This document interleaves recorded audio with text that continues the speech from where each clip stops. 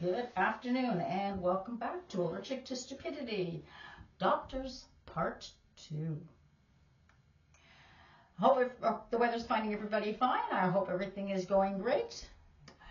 Yesterday I chit-chatted about the shortage of doctors that we have and why it twigged my little brain and why I got curious about it.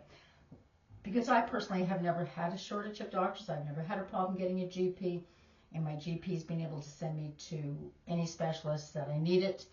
I will concede one of the specialists I went to, they were very filled with themselves. I actually walked out of the office because they were just, kept me waiting for 2 hours. And I went, yep, nope, not happening, I'm gone. It was just to verify something that we all knew was happening. But I don't have those problems. So this whole thing got me intrigued on it. So I kept hunting. And I gave you some numbers yesterday. Like I said, like in 2005, I should say, we had, in Ontario, 7.1 doctors per 10,000. Now, that was all the doctors. That was your family doctor, that was your specialist, that was everybody. And then 2017 had gone up to 8.5 doctors per 10,000. And I finished off my video and I got putzing around for the evening and I suddenly thought, how many doctors should we really have per 10,000?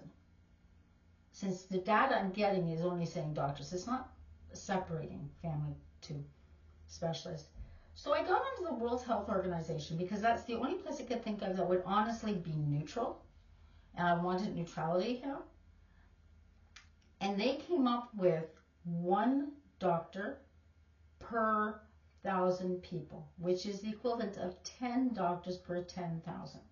So if we're seeing at 8.5 in 2017, we've got about 1.5 more doctors per 10,000 that we have to go with.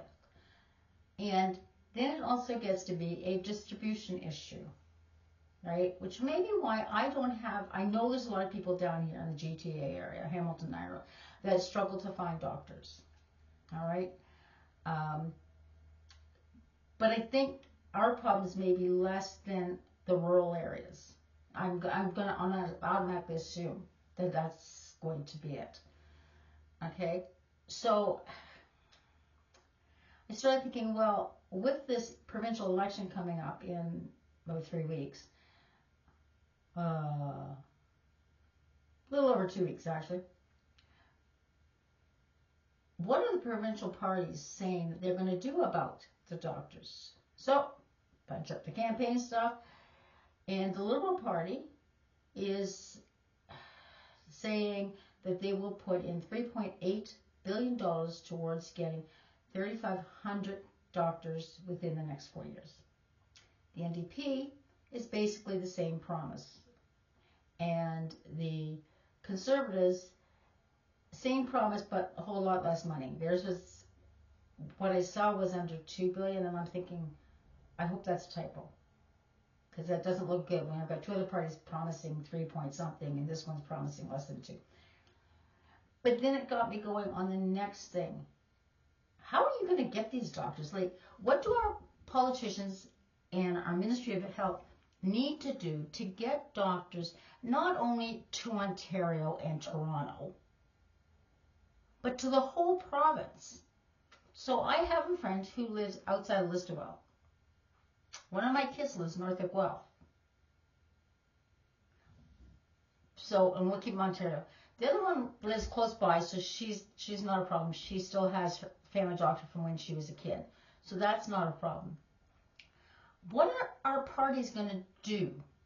Okay, let's get on the Ministry of Health thing. And I tripped upon 2 things. Now, the first one I've already mentioned is that Queen's University has a program that takes undergraduates. So my kid's coming right out of high school, they want to become a doctor, and they're going to go to Queen's University, and they're going for a specific program where they're only training to become GPs. They do not want to become specialists, they want to become GPs, and they are willing to service rural and northern communities, which I understand the distinction. But to me, it's all rural. But I get it, right? The rural down here or the bush up north, okay? And they already have places for them. So it's like some small community along Highway 11 or Highway 17 that needs a doctor badly because they only have one and they need a backup doctor. So these people have promised that this is where they're going to go. So they got that program going, which is thumbs up, okay? Because the medical schools like McMaster, University of Toronto, you're going in to be a doctor, but there's nothing stopping you from becoming the doctor and then going through for a specialist, because as a specialist, you're going to make more money, right? My little GP makes X amount of money, but my heart specialist is going to make 2 times that. And there you go. So the second one, so this is why the difficulty, this is where the frustration comes from, is they have got something, and I give the Conservative government right now, because it was their program, something called Practice Ready Ontario. And what they've done is, I'm going to assume that they will keep repeating this. Right now they have 100 internationally trained doctors in working alongside family practitioners in rural and northern communities, getting them ready to be able to pass their tests so they can get an Ontario medical certificate to say they're a qualified doctor. But that they are going to become family doctors. They're going to deliver babies. They're going to take care of, bruised knees. They're going to say, you know what, you think you need to go to this kind of doctor or you need to go to that doctor. These are not to become specialists. And these are literally, like I said, 100 internationally trained doctors for rural and northern communities. So there is two things, they seem like little things, but that will bring us more doctors into the province of Ontario. In both cases, the people that are doing this have agreed that they're not going anyplace else, that they have agreed that they will stay here. I assume there'll be a fine or penalty if they decide to go someplace else. Okay, so that's 2 ways that we can, that we are already helping to improve the ratio between doctors and patients. But as my son said, as we're having the chit chat driving him to work today, we also need more nurses. And an old student of mine is a nurse, and she said, yeah, Bev, I worked off my feet. I could be pulling more shifts than I am. But she said, there is time when you have to take care of yourself. So it's that whole field that the older doctors are retiring. That's one part.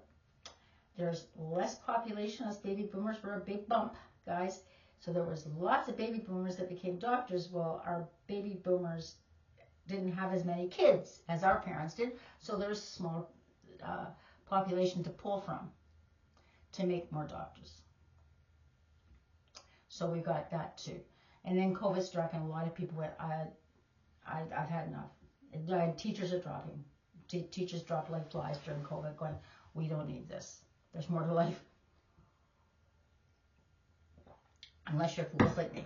Okay? So there's 2 ways that we are helping. In the meantime, guys, we are going to have to just be patient as they bring in more doctors. Now, here's another issue.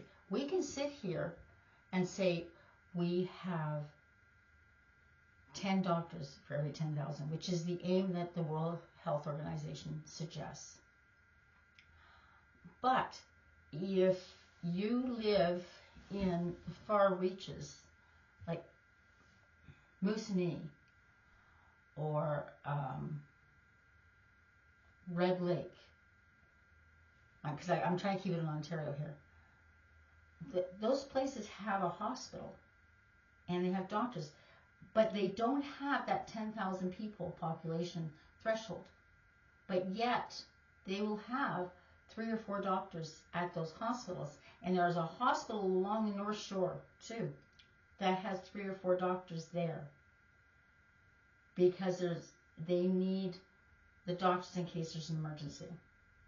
So, in cases of those isolated hospitals, they need an anesthetist in case they have to put somebody under to do something, like it's an emergency situation. They'll have the surgeon. They'll have the coroner etc. So these are specialists, but they also do double duty. They're also your general GP. We're down here, our general GP is, that's it. Like, my family doctor would not be doing an operation on me.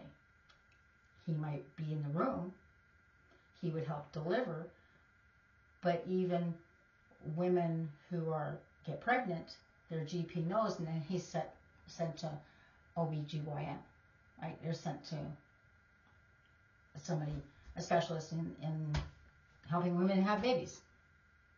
So it's a very confusing and a very upside down, backwards, and not as simplistic a problem as people would like to think. But there you go. But having said that, to look forward to tomorrow's video, since spring is coming, I can smell it in the air. Even if I am getting 6 more inches of snow, about 15 to 25 centimeters later on this week, it's time to start planting our gardens. So I have a lovely Canadian, Ontario company that will ship to you anything you want. So we're going to go over their website and give you the link to that tomorrow. So take care, enjoy the last few days of winter, and we'll see you next time.